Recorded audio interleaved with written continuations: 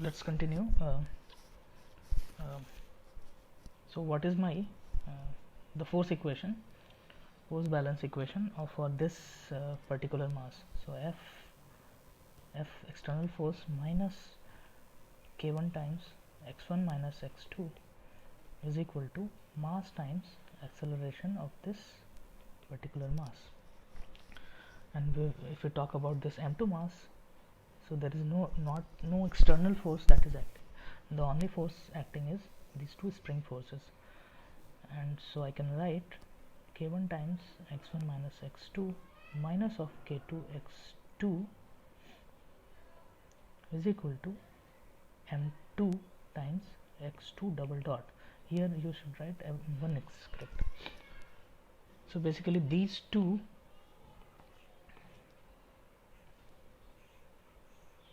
collectively are the equation of motion, dynamical equation of motion of this particular example. So this example you can, by solving it, so solve for x1 and x2.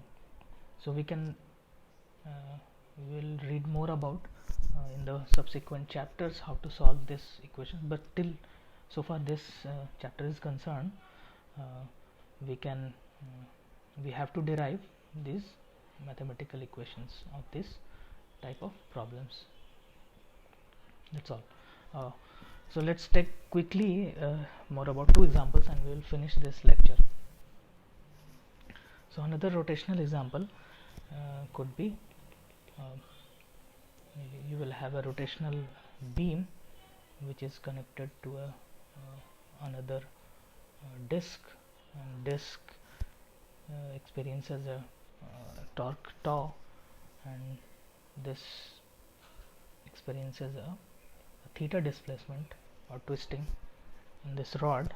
So this can be written, the governing equation can be written, and if I is the moment of inertia of this rod, C is the torsional spring constant, K and C are the torsional and the damping rotatory damping constants. I think we can write the governing equation as I d2 theta, sorry, I d2 theta by dt square plus C d theta by dt plus k theta is equal to external torque. If we talk similarly in terms of electrical, let's talk some electrical examples. Electrical blocks. So let's talk briefly about the electrical building blocks. So the building blocks constitutes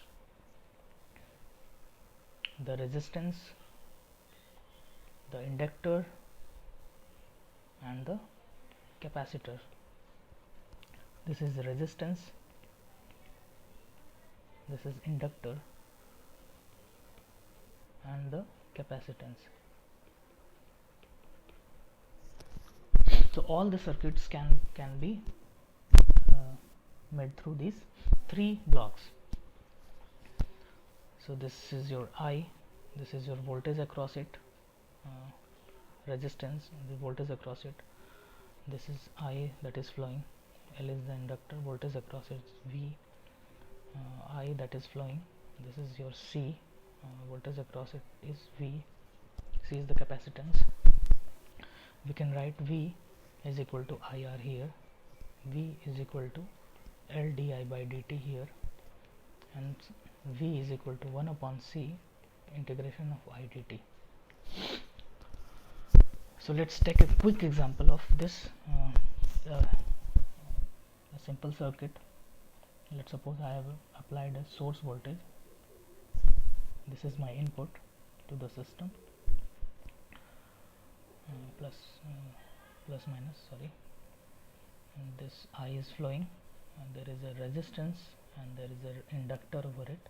This is your R, this is your L, and you have a capacitance C across which you are interested to find the output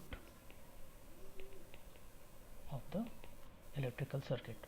So essentially, if you are designing a radio or any electrical circuit, you are basically interested in these sort of problems. If you apply certain voltages, you want to see how much output I am getting across this capacitance.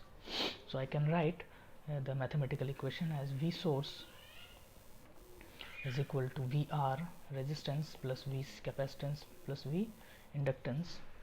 So this is nothing but IR plus VC that you are interested in plus L di by dt. This is my Vs. So I can write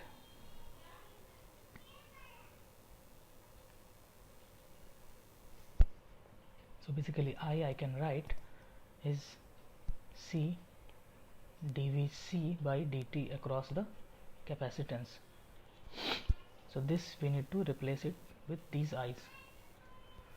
So this is nothing but R C dVc by dt plus Vc plus LC d2Vc by dt square is my this.